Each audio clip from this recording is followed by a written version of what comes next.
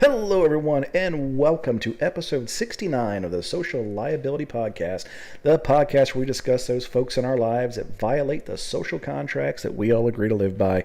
I am your host, the Raspberries, with my co-host, the ever-present Buck Grundle, bringing you new and interesting stories from the far reaches of the internet. And this is a historic episode, for this is episode 69, Orgies and Fistfights. Now, is every story going to be sex-related on this episode? No, just the one. But it's episode 69, so you kind of had to have one, you know? Because in reality, we're all 12-year-old children at heart. I mean, that is kind of the premise of this whole, comedy monkey go-around that we produce for everybody. But at the end of the day, you are right. We, in true social liability form, have included one sex story, but haven't made the entire episode about sex due to the rules of social decorum, and we didn't want to show up on the podcast ourselves for really sticking our foot in it. So, right. But I also have noticed, and I'm not gonna sugarcoat it. Every time we have a head like either a thumbnail or a title such as this, our views go up. So. Apparently, we need to talk about boobs and dicks more. That's just what I'm gathering from our audience participation. I mean, it would be, looking at statistical data, you can't round up the truth, but I am interested to see what we have in the gallery of rogues today, Mr. Raz. So who do we have up first? Well, Buck, I don't know what the heck I'm looking at. The first thing we have is being reported by the FlatheadBeacon.com. It's a police blotter from Flathead County Sheriff and Calypso Police Reports? I don't know. I don't even know what this is. Can I read it? I saw this, and I saw it was super short, and I even got my iPad right here, man. I'm ready to roll. I'm excited about this. Can I read this, man? You absolutely can. This is an actual, honest-to-God, published police blotter. I don't... Go ahead. Just read it. Just read it. All right. Because, upon reading some of these things, I can tell you that, this stuck out to me because I would love to have the job of just being the guy to write this shit down. So here are the notes reported by Need Some Bean Juice, and it's just a day-to-day overview of the police blotter here in Flathead County Sheriff's Department. So we've got 7:09 a.m. 3 bears were hanging around since it was trash day. Next on the report would be at 10:02 a.m. Two women bought wine at a grocery store, mixed it with orange juice in the parking lot, and began drinking it as they drove off. Yeah, I give up. Never mind, folks. Yep, I am far too stoned to try and read this, so... There we go. 11:32 a.m. A car hit a lawnmower in the school parking lot. 2:10 p.m. Someone complained about speeding Calypso cruisers. I have no idea. And it's cruisers with a K. 2:38 p.m. Someone stole a brand new seat covers from a truck. 3:31 p.m. A child fresh off the school bus broke a tree limb off someone's tree. 3:51 p.m. A lady just out of jail knocked on the door asking for a cup of coffee. 3:57 p.m. 2 cows were at large were not scared away by a lawnmower. At 5:04 p.m. a Floridian who had previously been unable to find the library was now at the library and unable to find his car. 5:17 p.m. 2 loose dogs were bear sprayed. 6:41 p.m. The driver of a Suburban was brake checking another car and flipped off the other driver. 7:27 p.m. 2 males were arguing in a women's restroom. 7:48 p.m. A bear was very focused on a trash can. And 9:35 p.m. someone was walking across a lawn. This is shit people called into 911 for. I mean, there are some social liabilities being reported, but just the fact that some of these people called 911 to report some of this shit are the social liabilities, in my opinion. That bear, the bear, in the, I can only imagine why he was so focused on that trash can. Like, I can see how, what nefarious scheme could our woodland ally the bear be up to with that trash can? Perhaps we should get 911 involved on this. Yes, and perhaps we should publish our findings on the internet. What the hell? Let's move into real stories. Real stories, says the host of the Social Liability Podcast. You know what? I appreciate you entertaining that, because when we were selecting articles for the show, I was like, I really want this one read. I was like, this is just so interesting. So, no, it was just a nice little intro to the show. But Okay. Proceed. This has been reported by Fox 46 News in Charlotte. Rolling billboard for funeral home turns heads near Bank of America Stadium. On game day in Charlotte, thousands flood the streets to watch the Panthers face off against any given opponent. Sunday, something other than friends, drinks, and food caught the eye of tailgaters. It was very genius what they did. A truck circling the Queen City with a message, "Don't get vaccinated." For a split second, those who read it might thought this was an anti-vaccination campaign, until you see what is beneath it. The name of a funeral home. You don't get vaccinated, either you are intrigued or you are disarmed by what you see, but either way, clickbait, right? You're going to click and see what the other side, it was on the other side of the website, so it was a great advertisement for whoever made that advertising. Fox 46 reached the funeral home to find out it does not exist, but it does have a website. No number, address, or about me are listed. One link at the center of the page brings you to a Charlotte healthcare system that holds daily vaccination clinics. Does StarMed have anything to do with the ad? From my understanding, the answer is currently no.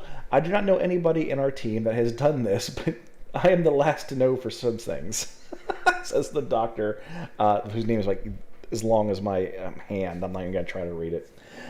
He said while he is unaware who is behind the ad, he backs its message.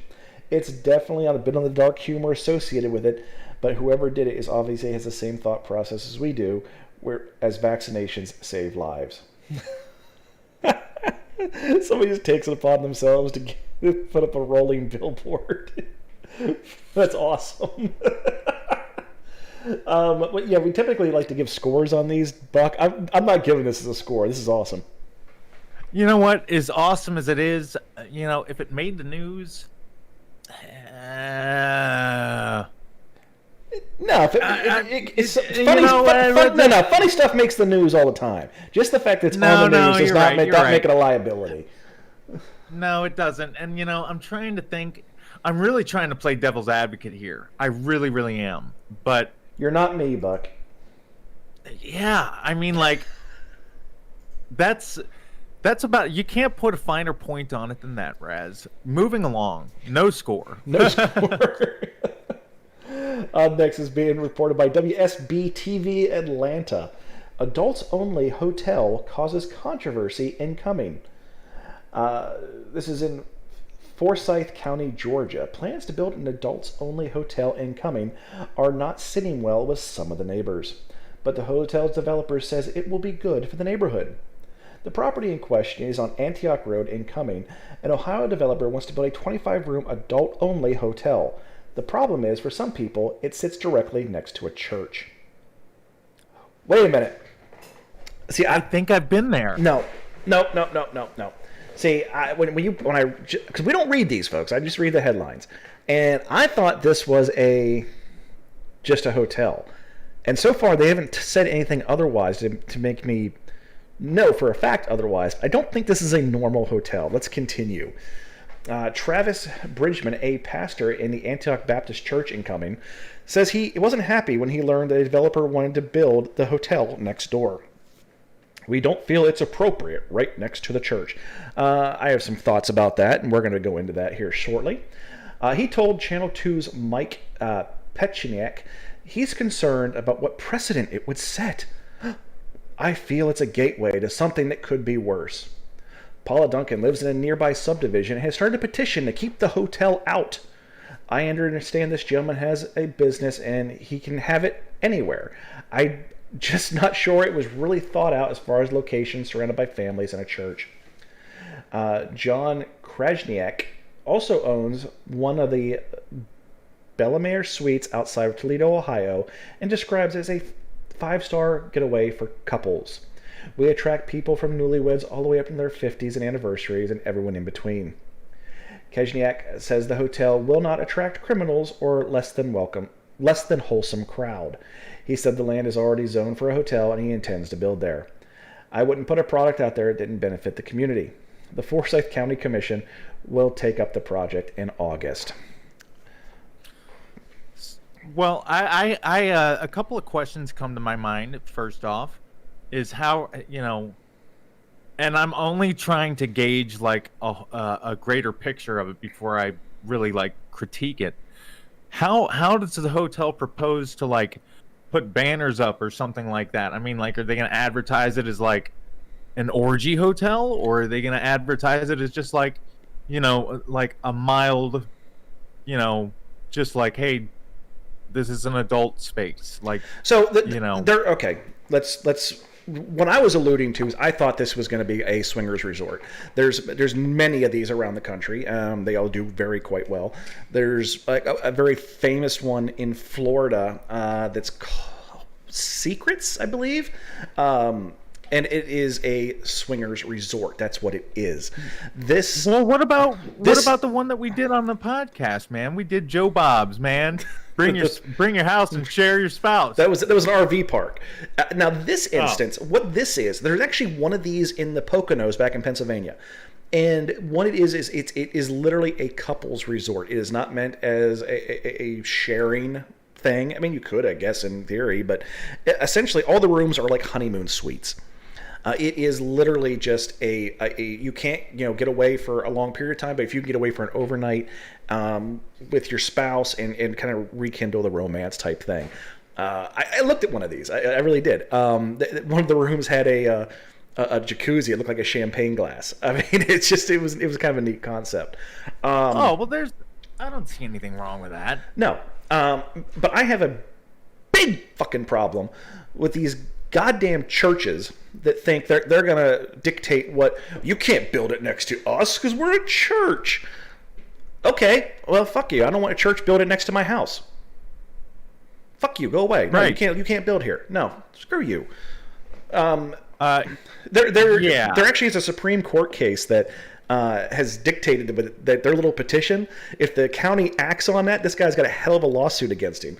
And I actually just became acquainted with this particular case recently.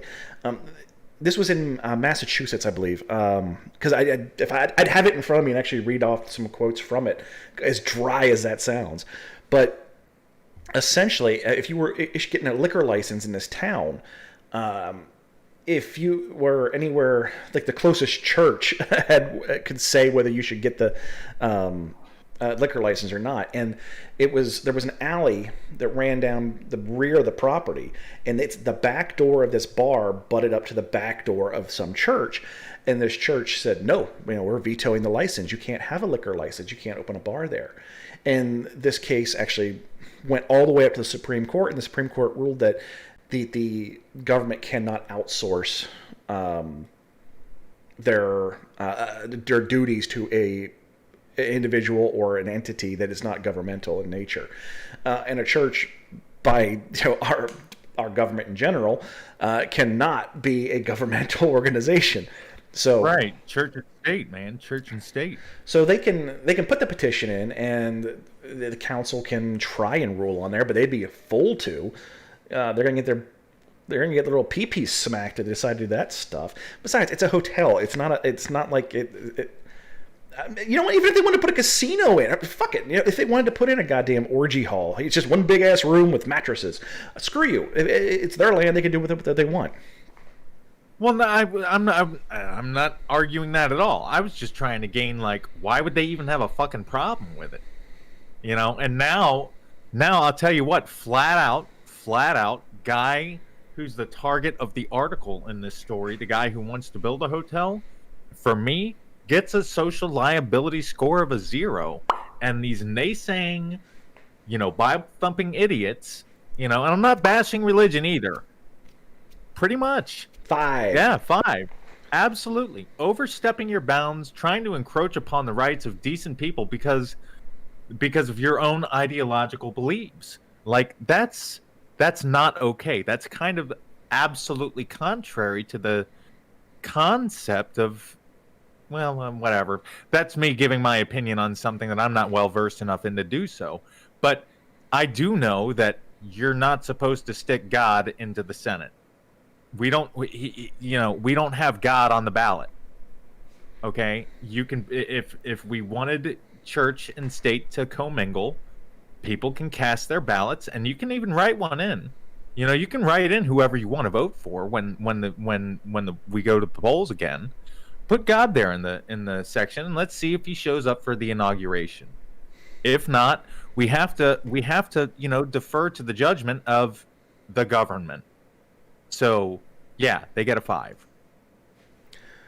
Okay, the next is being reported by in Los Angeles CB News, KCAL 9, and CBS 2. Kind of a weird thing here. Mother-daughter face murder charges after illegal butt implant procedure kills aspiring social media star Carissa Rajpal. What the? Okay, let's read it. 2 women face murder charges on Monday in connection with an illegal butt implant surgery that results in the death of an inspiring social media star. Liability Adame, 51, and Alicia Galaza, 23, both arrested August 5th in Riverside. The pair are a mother and daughter team who police say have been performing these procedures for years and recruiting clients through Instagram. Oh my lord. These things are done by people with no training. There's no standards. There's no contingency if something goes wrong. Police say the 2 women performed an outlaw buttocks augmentation procedure on 26-year-old Carissa Rajpal of Encino on October 15, 2019. Neither woman has a medical license, and the procedure was performed in a non-medical facility. The procedure the women performed involved injecting a uncontained liquid silicone substance into the butt that can enter the bloodstream and create embolisms.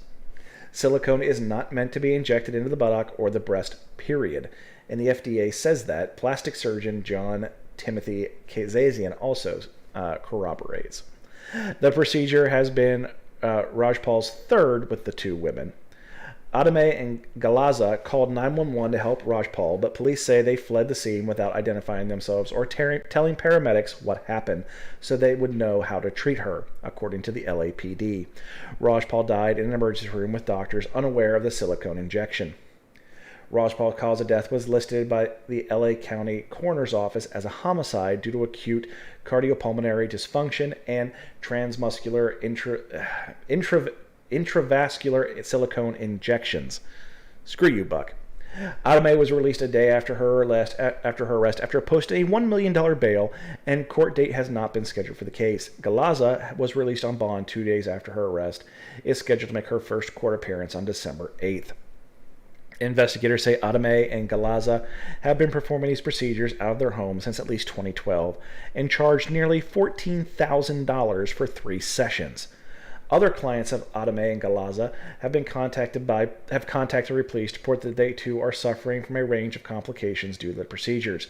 Anyone who believes they are a victim or have more information about the case can contact the Valley Bureau homicide detectives at blah blah blah. Okay, you go ahead and start this one, Buck. You go ahead and start this one. Okay. So, first off, okay, this is going to make me sound racist as shit, but I'm going to let you know right now that if you can afford to front a $1 million bail, I hope that passports were taken too.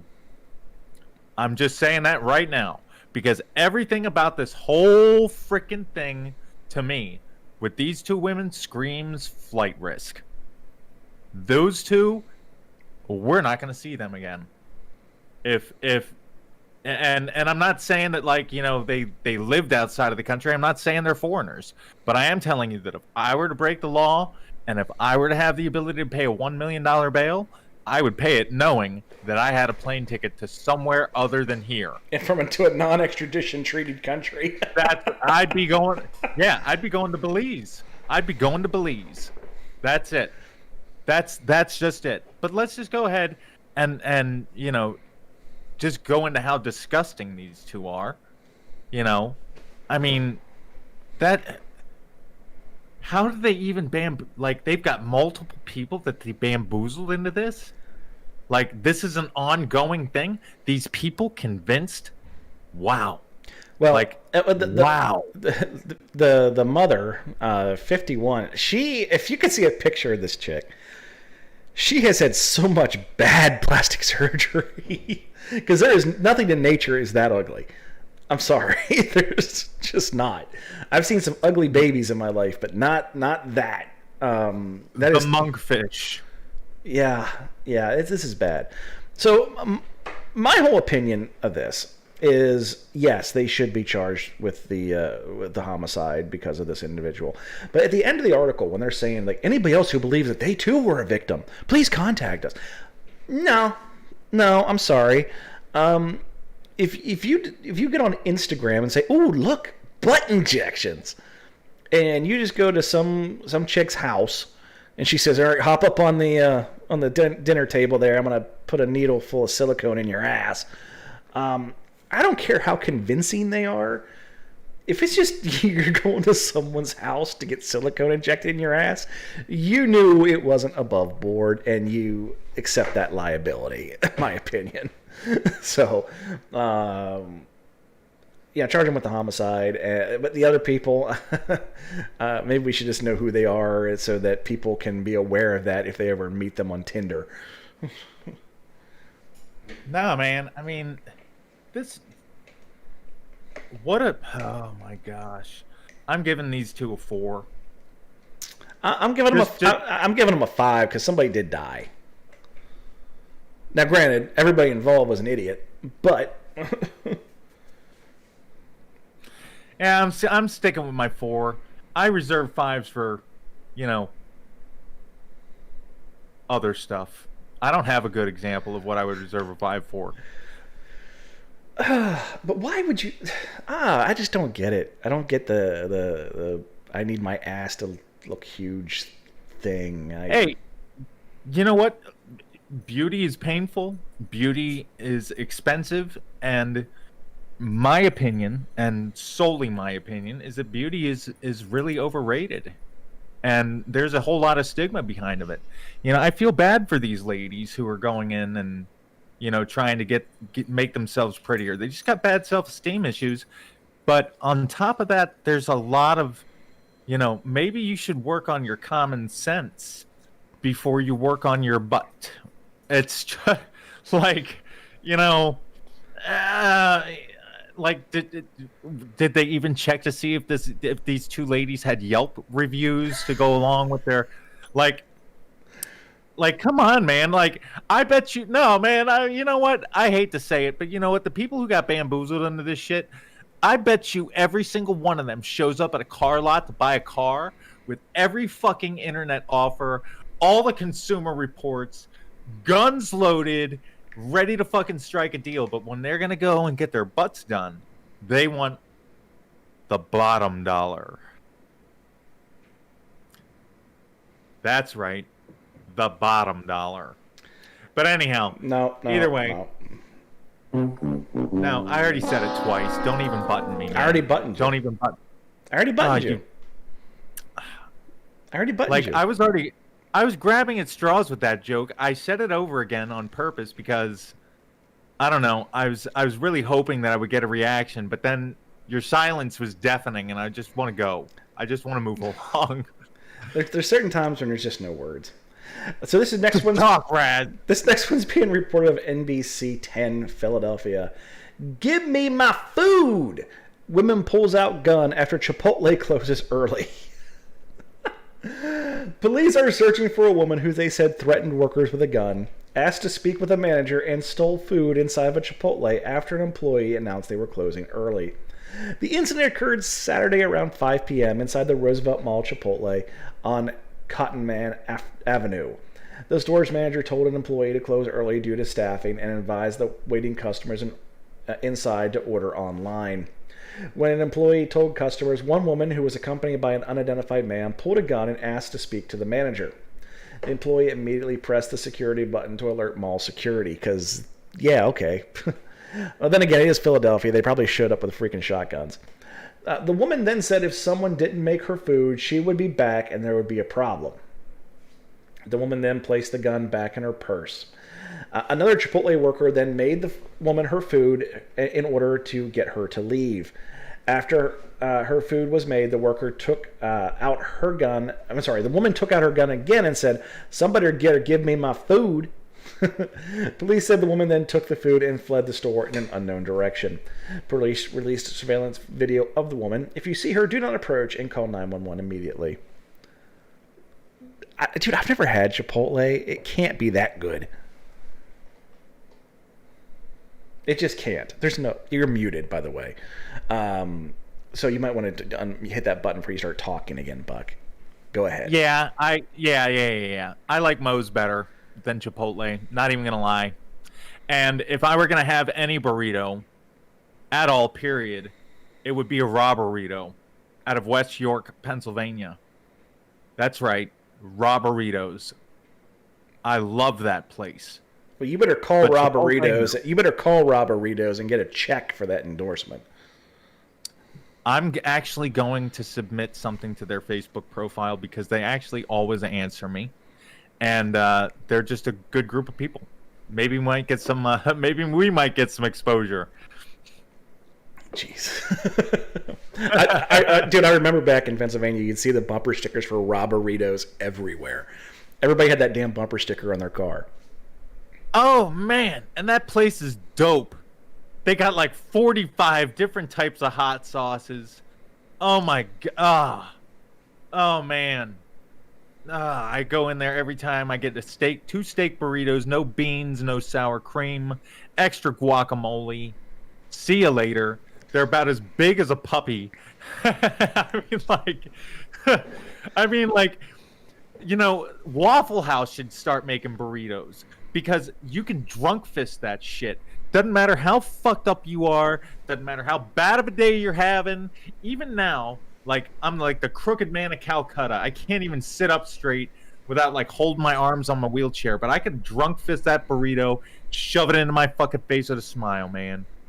But totally taken away from the thunder of the story here. But would it be worth pulling a gun for? If they told you they were going to close early and you needed to order online, would it be worth pulling a gun? No. No. No. Nope.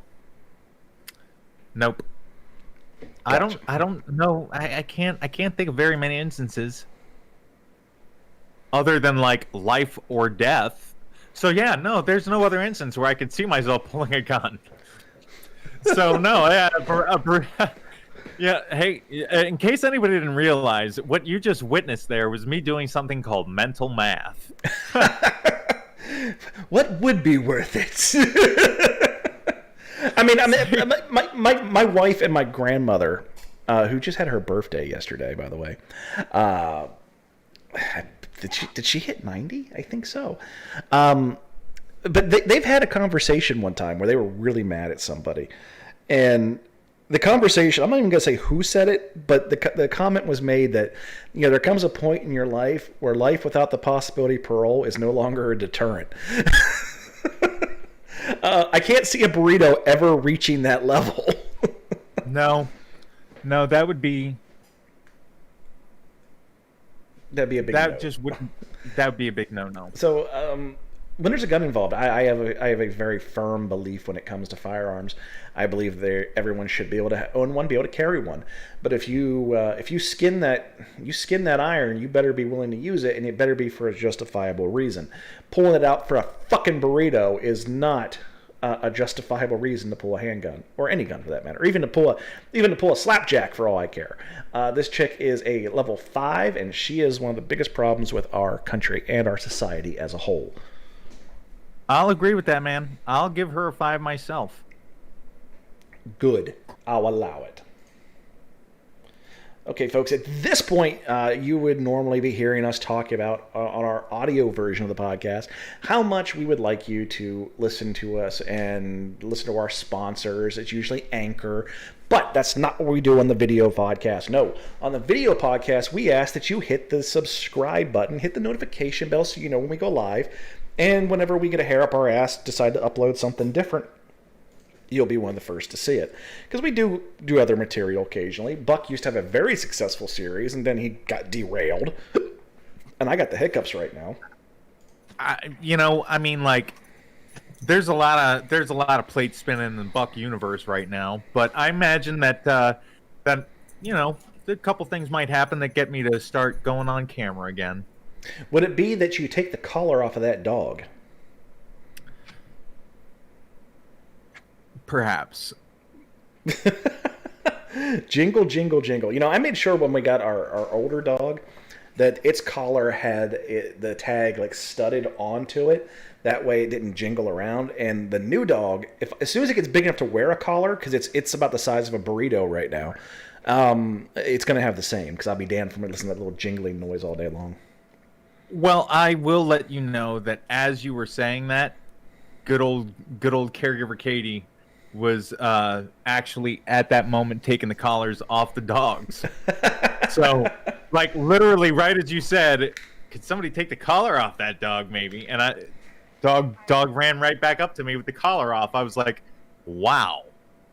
Well, maybe good old caregiver Katie listens to us live on our YouTube channel, which you can too, because if you hit the subscribe button, hit that notification bell, and tell a friend.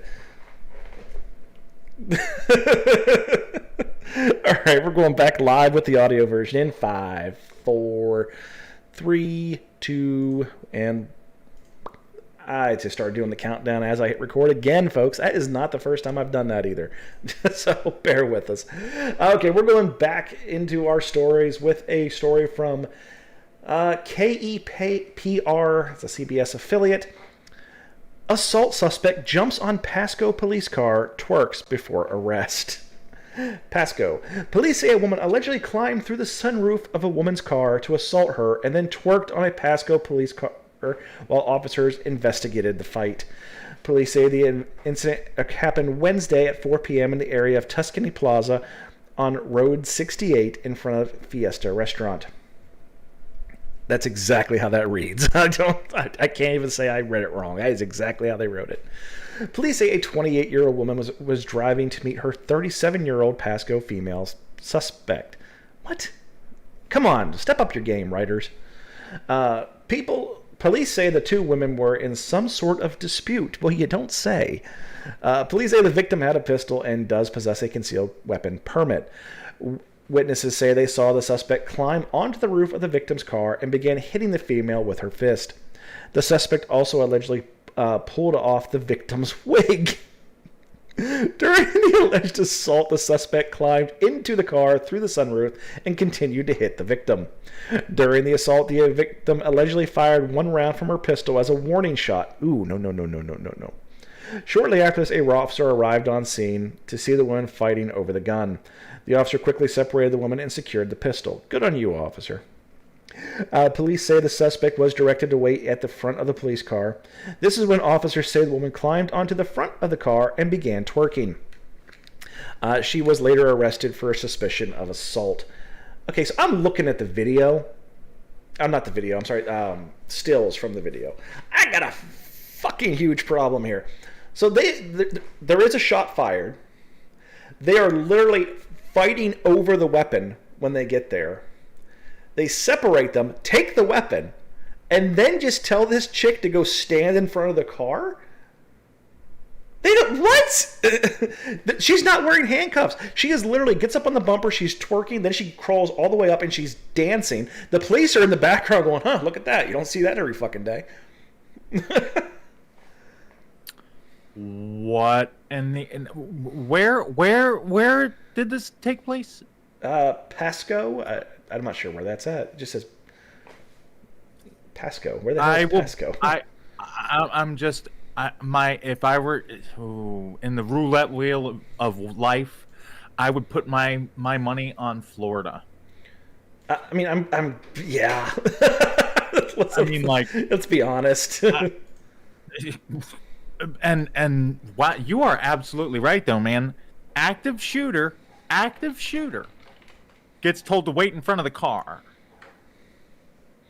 Like, I'm sorry, warning shot or not, the second you discharge a firearm, you have become an active shooter. This is actually Washington State. It is not Florida. Wow. Huh. So yeah, I'm shocked. yeah. How do you not secure this? They're fighting over a goddamn gun. How do you not secure the suspects? Especially when you don't know who's who. Right. And there's a gun. And there's witnesses that say this one was the aggressor. And then they just stand there and watch this broad, dancing on the hood of their car. Do either of them have their guns drawn? No. What? You mean you're looking at the pictures on my screen too? I mean, you can see my screen, man. There's nothing there. He looks like he might be pulling a taser. Okay. Whatever. But liability-wise, what kind of score are you giving this chick there, Bucky? Active shooter. Firing a fire. Nah, you get a 5 on that one too. I'm sorry. You are shooting a live firearm. She's not the shooter. Oh, she's not the shooter. No, the victim was the shooter. Oh yeah, victim gets a 5. Sorry. Perpetrator, I'd give her a 3. Wow. Okay. Well, perpetrator, this is somebody who is actually assaulting someone. I'm definitely giving them a 4. Now, when it comes to the victim firing a shot, now I would like we're gonna have to retake the article at face value. Take it as the 100% as the gospel here. If she actually fired a warning shot, she goes up to a 4 as well. There's no such thing as a warning shot, in my opinion. As I said in an earlier story, if you're going to draw a firearm, you better be prepared to use it, and you better be prepared to use it for the right reason. Warning shots are not a thing. We don't do that. There's been people charged with murder because they fired a warning shot into the ground, and you may think, oh, it's the dirt, it'll just go in the dirt. Not necessarily. It can actually ricochet off of dirt or a rock or anything like that. And in this particular instance, someone fired one into their driveway, and it ricocheted up and killed the suspect. They were charged with murder because if they had actually drawn the weapon and fired and killed them, well, then it's a self-defense. By firing it into the ground as a warning, then they weren't the person wasn't in imminent danger of death, so they had no reason to fire the weapon, so then they get charged with murder. But think of all the residual damage just a warning shot could do. I mean, like, if that warning shot had actually hit someone, think of all the gun rights, all the Second Amendment things that would have come to terms over that. Yeah. I mean, like, that could have created a serious fucking ripple. That's why I gave her a 5. I'm just wondering, is this chick actually crazy for what she's doing, or is this, well, I know I'm getting arrested, so I'm going to pretend I'm crazy. I mean, if you know you're going down, you can make things better for yourself in the long run by acting like a fool. Did you ever watch Breaking Bad? Of course I have. So there's a part where Walter White gets he was gone for several days because he was I believe trapped with one of the drug dealers he was working with, and he was trying to come up with a reason why he would have been gone. So he walked into a supermarket nude and just stood there so he could say he was in a fugue state and had no memory of anything. And if you do something big like that, you get away with it. I'm kind of wondering if that might have been what part of this is. It could have been that, or the equivalent of like a professional athlete spiking a football. She's like, "Yep, I'm the victor. Boom, boom, boom, boom. Now take me to jail." True that. Well, our next story comes from Boston.com. Electric dog fencing mistaken for tripwires near Mid-State Trail. Hikers have been stepping over the fencing wires for several years, apparently. Spencer police notified public Tuesday of tripwires that were appearing on the Mid-State Trail in areas located in Leicester, and were seeking the public's help in finding the person responsible. Well, seems it was a false alarm, however. They realized that the tripwires were in fact electric dog fencing. Mike Pecker, chair of the Mid-State Trail Committee, told Boston.com that the Mid-State Trail supervisor walked the Mid-State Trail Tuesday afternoon with the owner of the land where the fencing was found. The supervisor found the yellow strand of what he believed to be the tripwire. Pecker said the electric dog fencing is close to the ground and has been stepped over by hikers for many times over several years that it has been there. According to the trail supervisor, there is a strip of dog fence at the edge of the lawn in a gravel area and a second strip embedded into the lawn. The fencing was flagged by a hiker who was at the Mid-State Trail Sunday afternoon and saw the yellow wire. She thought it was a tripwire and sent photos to hikers in social media groups to warn them when they're hiking the trail. Okay. What you think, Buck? I think that the urban legend of the tripwire in the woods just got ruined by a pecker. But other than that, wow. What? Nothing. I mean, like, guy's name was Mike Pecker. You think I'm just gonna leave that alone? Right. Come on. This Okay. is the social liability podcast, but no. You know what? I mean, okay, so lady gets freaked out and starts putting an advisory out. I mean, like, yeah, I mean, her heart's in the right place. You know, common sense isn't common knowledge. So I really can't fault her for freaking out, but, like, there are better ways to raise awareness for something like a tripwire in the woods.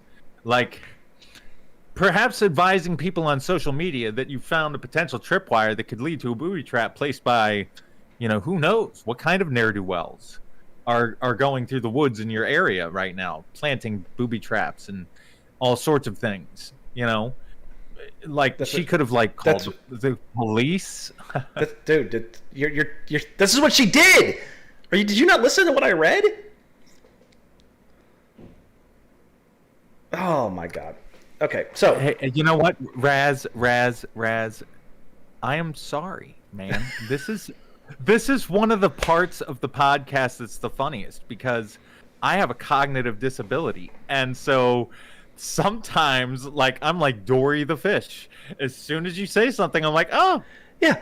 You know what? No. You don't get to fall back on the cognitive disability shit. You make my dyslexic ass read this shit live on the air. Right. So and you fall back on dyslexia because you obviously know how to read. You just have a hard time. I obviously know how to listen. I'm just having a hard time. Okay, so I actually don't have anybody at fault here, but this could lead to some bad things happening.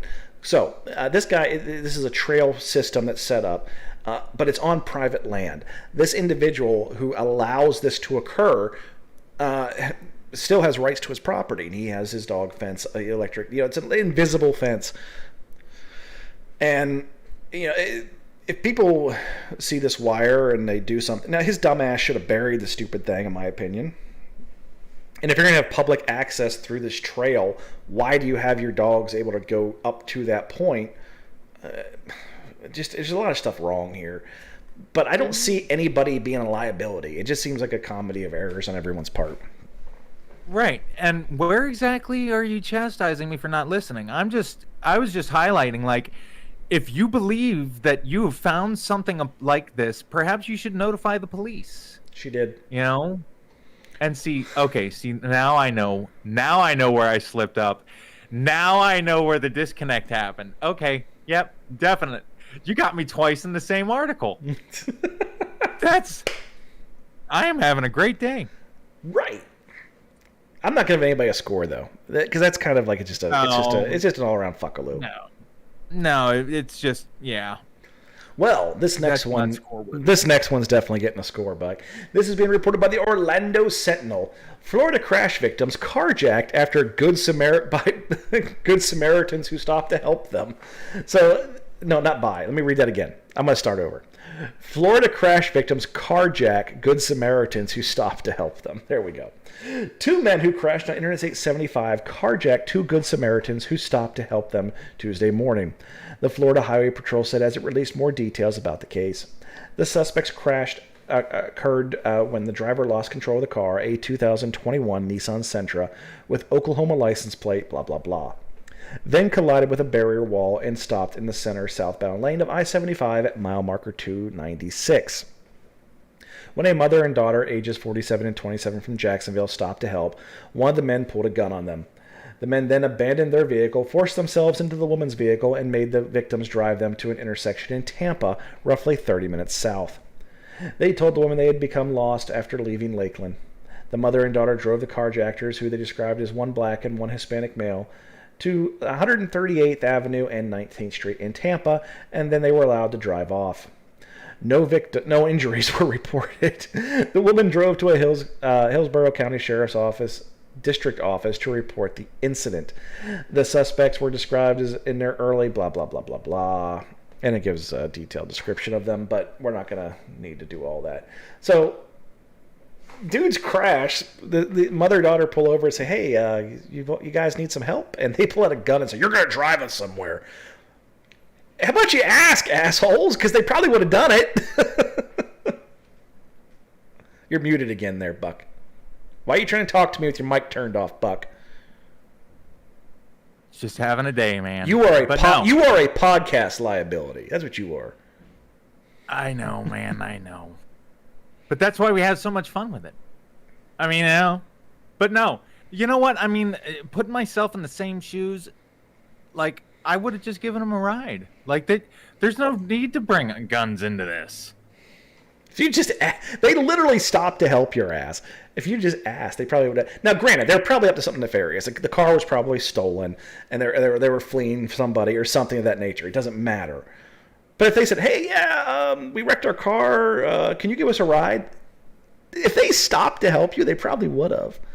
You just caught additional charges because you're a dumbass.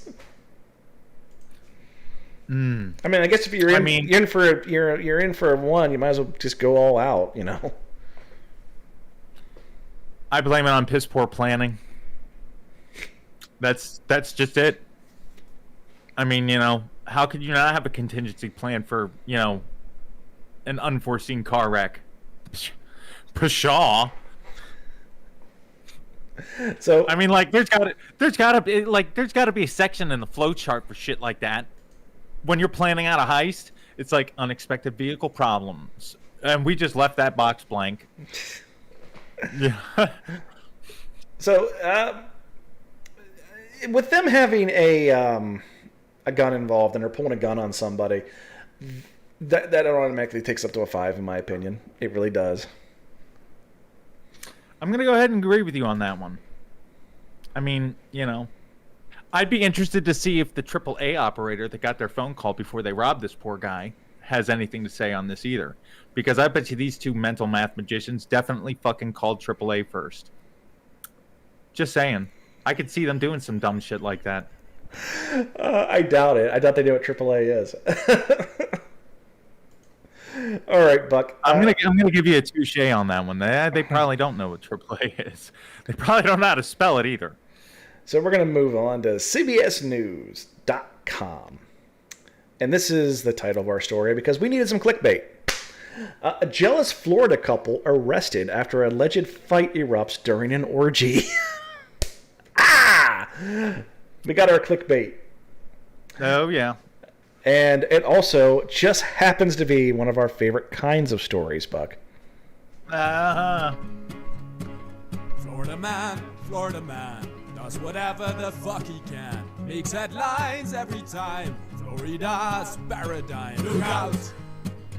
Here comes Florida man. Here comes a Florida couple, because in Spring Hill, Florida, James Albert Barfield and Tina Mitchell Norris were arrested and charged with domestic battery on Sunday morning after a fight allegedly erupted between the two jealous partners during a 5-person orgy. 56-year-old Barfield and 39-year-old Norris were participating in a 5-person swinger party when Norris reportedly became angry when she saw Butterfield having sex with another woman. Barfield, who also became furious with Norris after she engaged in a threesome with 2 other men. They were rage fucking. Their mutual anger culminated in a fight that left Barfield with scratch marks and Norris with a bloody lip. The couple was subsequently charged with domestic battery, and Norris received an additional charge for resisting arrest after she refused to put her clothing back on after being ordered to do so. Norris was very intoxicated and uncooperative at the time of the arrest. The other 3 swingers reportedly left before police arrived.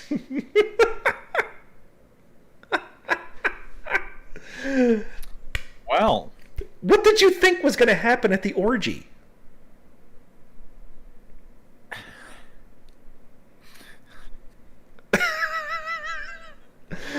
We're going to the orgy, but don't you. What? I don't think you read the whole memo. Did you think you were going to go see a band?